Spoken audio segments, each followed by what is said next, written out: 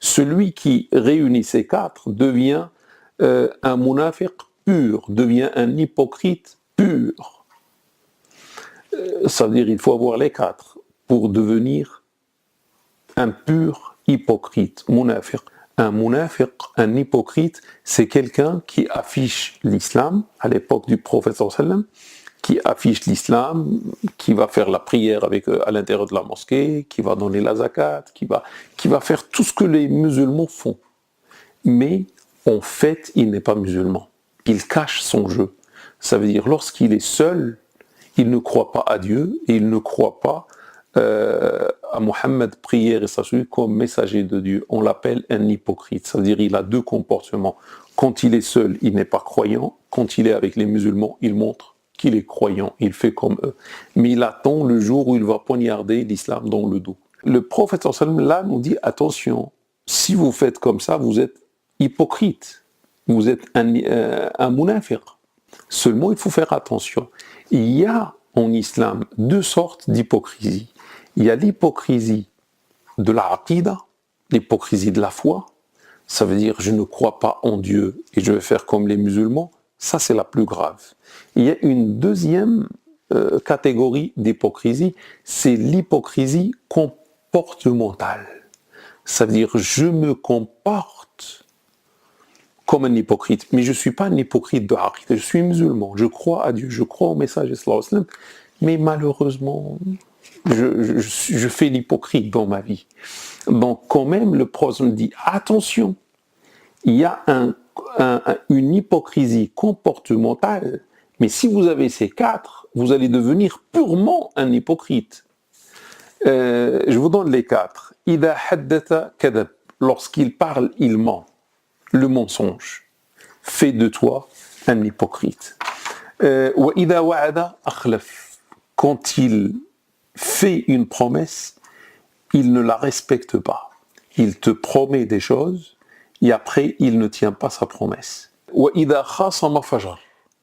Lorsqu'il y a une querelle, lorsqu'il y a une dispute entre toi et lui, il va être grossier.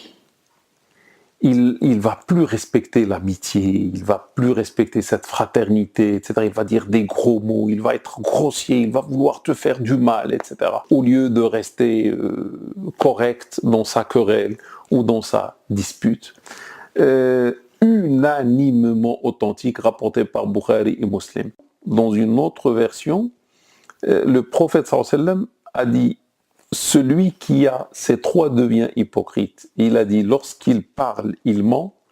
Lorsqu'il fait une promesse, il ne la respecte pas. Et lorsqu'on lui confie un dépôt, il le trahit. Rapporté aussi par Bukhari et Muslim, unanimement authentique. Dans une version, il est dit qu'il est un hypocrite, même s'il prétend être musulman, même s'il fait la prière et le jeûne, c'est-à-dire c'est un hypocrite.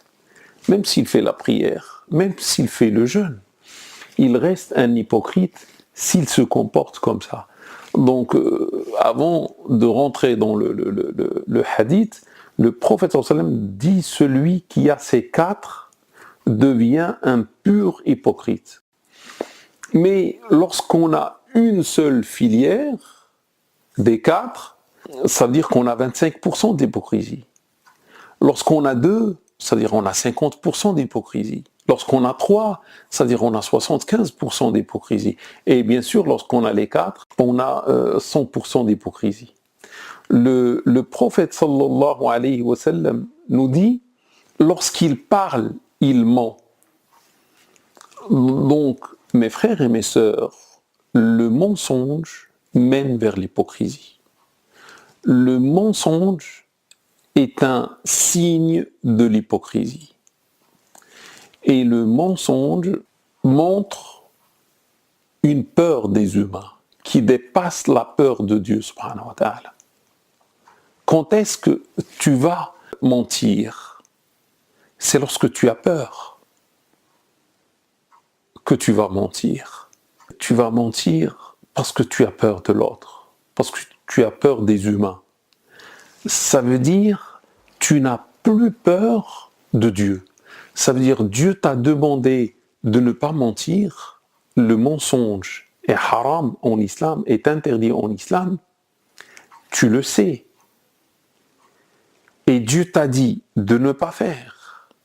Et toi, tu vas utiliser le mensonge pour te protéger, ou parce que tu as peur des autres, etc. Donc tu vas mentir. Ça veut dire, à peur des gens, à dépasser ta peur de Dieu, subhanahu wa ta'ala. C'est la raison qui explique ton mensonge. Et lorsque tu as peur des gens, plus que tu as peur de Dieu, ça veut dire en quelque sorte tu deviens un associateur, tu fais des gens des dieux. Parce que normalement, les gens, on ne doit pas avoir peur des gens. Les gens ne sont que des créatures. On doit avoir peur de Dieu, subhanahu wa ta'ala. L'autre chose, c'est que pour la peur, on ne doit avoir peur que de Dieu seulement, et non pas des gens. Et ce que j'aimerais dire, c'est que chaque fois où tu vois que tu es dans une position difficile, et tu penses que le mensonge va t'aider, et tu dis, tiens, je vais mentir pour m'en sortir, sache que la vérité, dire la vérité, va te sauver plus et plus. Si Shaitan, il t'embellit le mensonge, sache que Dieu t'a embelli la vérité, de dire la vérité aux gens. Et sache que tu vas sortir encore plus renforcé, plus fort, lorsque tu vas dire la vérité que lorsque tu vas dire le mensonge. Et autre chose, mes frères et mes sœurs, combien c'est grave que tu parles avec quelqu'un qui t'écoute comme ça, qui te regarde, mais tu es en train de mentir. Et parfois, il n'y a même aucune peur, il n'y a aucun danger pour toi. Seulement, tu es devenu tellement menteur que tu ne peux raconter que du mensonge. Et imagine-toi face à une personne qui t'écoute, qui te fait confiance, et toi, tu trahis sa confiance en toi, et tu commences à mentir. Et la personne va écouter tes mensonges et va croire à tes mensonges. Donc là, tu ne fais que du haram. Et sachez une chose, que celui qui dit la vérité, et dit la vérité, et dit la vérité, il continue à dire la vérité jusqu'au point qu'il s'inscrit auprès de Dieu subhanahu wa ta'ala comme véridique, comme sincère et véridique. Et à ce moment-là, Dieu va l'aimer. Va l'aimer pourquoi? Pour beaucoup de prières, pour beaucoup de jeûnes? Non, parce que c'est quelqu'un de véridique, qui dit la vérité. Il ne ment pas. Ce n'est pas un menteur. Dieu déteste les menteurs. Dieu n'aime pas les menteurs. Il l'a dit plusieurs fois dans le Coran. Dieu aime les véridiques. Donc il va aimer celui-ci. Et il va dire à l'ange Gabriel, aime-le. Ça veut dire, cette personne-là, aime-la. J'aime cette personne et aime-la. Et l'archange Gabriel va aimer la personne et va dire ça aux anges qui se trouvent dans le ciel. Et les anges vont aimer cette personne. Et après, on fait descendre l'agrément sur terre pour cette personne. Ça veut dire les gens de la terre vont aimer cette personne. Et le contraire est vrai. Lorsqu'on ment, et on ment, et on ment, et on ment, on devient menteur. Et on devient détesté par Dieu subhanahu wa ta'ala. Et Dieu va dire à l'archange Gabriel comme quoi je déteste telle personne, et qui va dire ça aux anges du ciel, et le désagrément va être descendu pour cette personne, c'est-à-dire tout le monde va détester cette personne. Tout le monde va naturellement s'éloigner de la personne. Donc mes frères et mes sœurs, normalement on ne doit pas mentir. Dieu nous a interdit le mensonge, et en plus, lorsqu'on ment, on devient un hypocrite. Et aujourd'hui, c'est grave. Aujourd'hui, avec Internet, avec les réseaux sociaux, Facebook, Twitter, etc., il y a quelqu'un qui raconte un mensonge, subhanallah, et le mensonge touche des millions, et qui vont liker et tout, mais c'est du mensonge. Et le premier, c'est celui qui a menti. Autre chose, attention mes frères et mes sœurs, il ne faut pas partager si on n'est pas sûr de ce qu'on partage.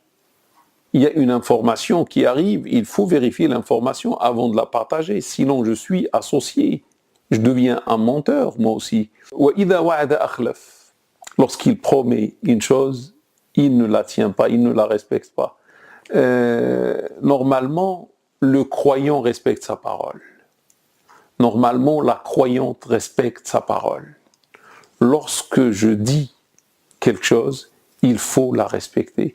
Il faut tenir sa parole et sa promesse. Et normalement, le croyant ne promet que ce qu'il peut faire. Et il fait ce qu'il promet. Parce que sinon, en quelque sorte, c'est du mensonge aussi. On devient un menteur et on devient un hypocrite. On est toujours dans l'hypocrisie. Lorsque l'un de nous fait une promesse à un frère, à une femme, à un mari, à des parents, à des enfants ou autres, il faut tenir nos promesses. Sinon, on devient un hypocrite en quelque sorte. Et vous vous rappelez de l'histoire de Bukhari lorsqu'il est parti voir quelqu'un pour prendre le hadith chez lui. Il a vu que cette personne faisait comme ça un cheval. Et lorsque le cheval est venu, la personne a lâché ses habits, il n'y avait pas des grains de blé dans les habits. Ça veut dire qu'il a promis quelque chose à l'animal. Et lorsque l'animal s'est approché, il a saisi le cheval, il n'y avait rien, il n'a pas tenu sa promesse faite à un cheval. Et Al-Bukhari a refusé de prendre son hadith. Ne pas tenir ses promesses, c'est un acte qui contredit la foi. C'est un acte normalement qui ne doit pas être fait par un musulman. En plus, quelqu'un qui fait des promesses et fait des promesses et fait des promesses et chaque fois ne tient pas sa promesse, chaque fois ne tient pas sa promesse, les gens finissent par ne plus croire en lui. C'est son honneur qui va disparaître. Ça veut dire, mon frère ou ma sœur, quand tu penses faire du mal aux autres, en quelque sorte, tu ne fais du mal qu'à toi-même. Parce qu'au final, c'est toi le perdant. Ce ne sont pas les autres. Donc tu fais des promesses, tu n'as plus d'honneur, tu n'as plus de crédibilité chez les gens. Après, tu ne peux plus parler l'islam, tu ne peux plus dire telle ou telle chose, les gens vont plus parce que ta parole vaut zéro. Et le musulman, normalement, n'a même pas besoin de jurer. Le musulman, lorsqu'il dit je fais ou je ne fais pas, ou telle chose, les gens croient en lui. Parce que c'est un musulman, il fait la prière. Ça sert à quoi de faire la prière et de ne pas tenir sa promesse?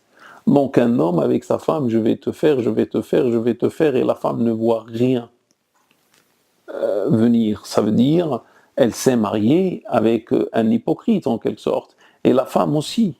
Mais mes frères et mes sœurs, en parlant de la promesse, parfois on fait des promesses à Dieu. Est-ce qu'on tient, mes frères et mes sœurs, une promesse faite à Dieu? Regardez derrière nous. Combien de fois on a fait des promesses à Dieu? Je vais apprendre le Coran par cœur. Ça y est, je me suis décidé, je vais faire la prière de l'Fajr. Je vais porter le foulard. Je vais faire telle ou telle chose. Je vais faire le pèlerinage cette année. Et après, il n'y a rien de tout ça. Après, on ne tient pas la promesse. Vous voyez, lorsqu'on ne tient pas une promesse envers un humain, on devient un hypocrite. Mais envers Dieu, qu'est-ce qu'on devient? La hawla wa la quwwata illa billah. Wa idha ahada ghadar. Et lorsqu'il conclut un pacte, il le trahit. Donc le musulman, le croyant, normalement, respecte sa parole. On est toujours presque dans le même sujet, il respecte sa parole, il a conclu un pacte, comment dire, un engagement. Il ne peut pas le trahir normalement s'il est un croyant, si elle est une croyante. Sinon, on est hypocrite. Il n'y a que l'hypocrite qui rompt comme ça, qui trahit ses engagements. Si on regarde mes frères et mes sœurs, dans notre vie, il y a beaucoup d'engagements. Des engagements vis-à-vis des humains. Mais parfois, comme ce que je disais tout à l'heure, des engagements vis-à-vis de Dieu, subhanahu wa ta'ala. Les engagements vis-à-vis de Dieu, c'est le jeûne. On doit faire le mois de Ramadan. Bon, on fait le mois de Ramadan, mais on doit faire les 5 prières. Bon, on fait les 5 prières. Est-ce que franchement on fait les 5 prières?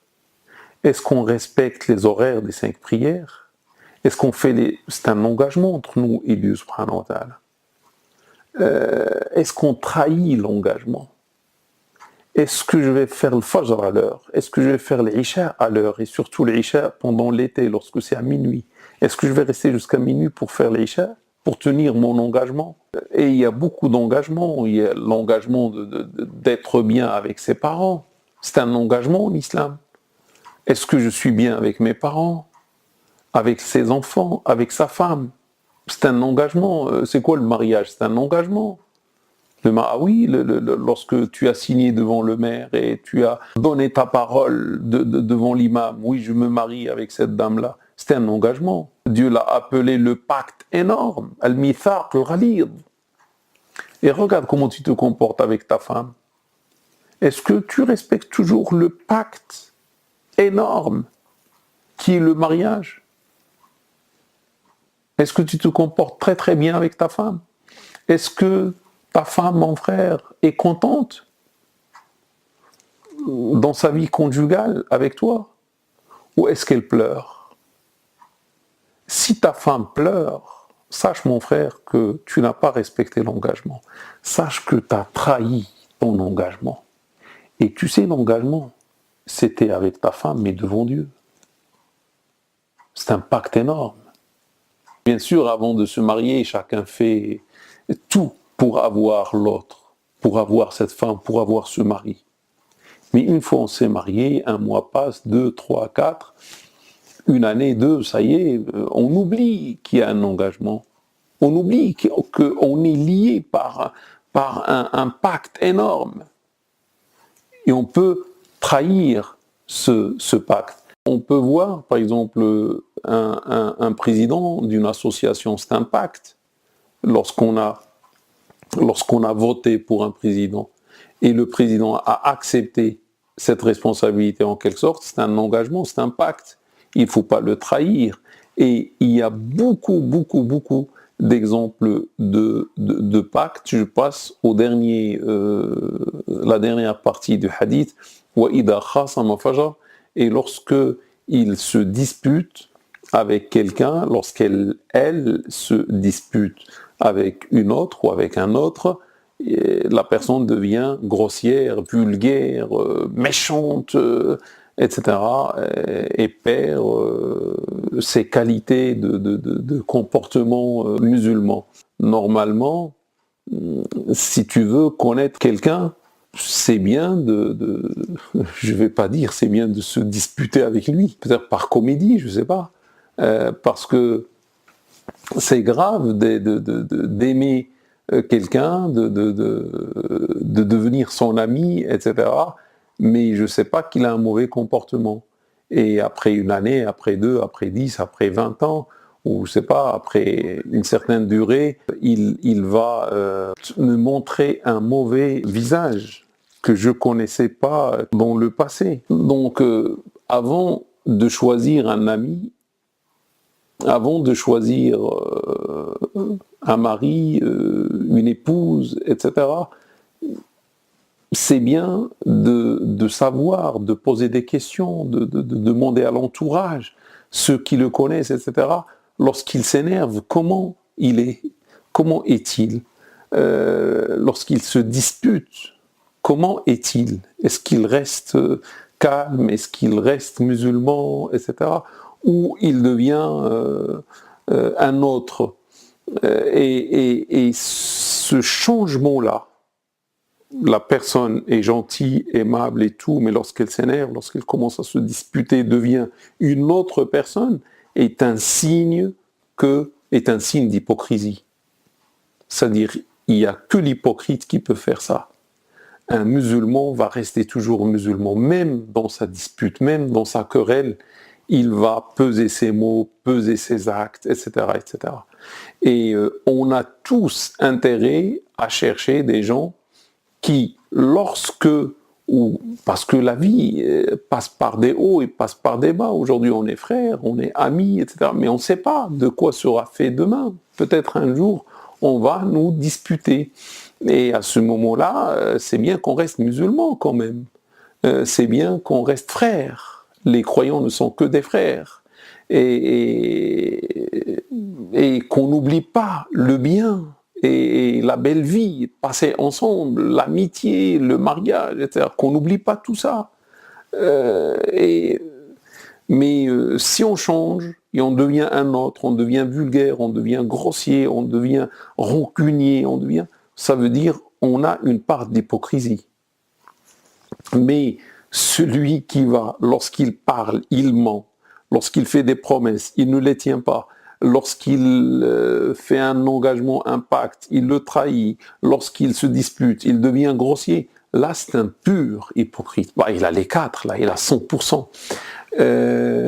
Et sachez que dans ce hadith unanimement authentique, ils disent un hypocrite. Mais je ne sais pas ce que j'ai dit dans le passé.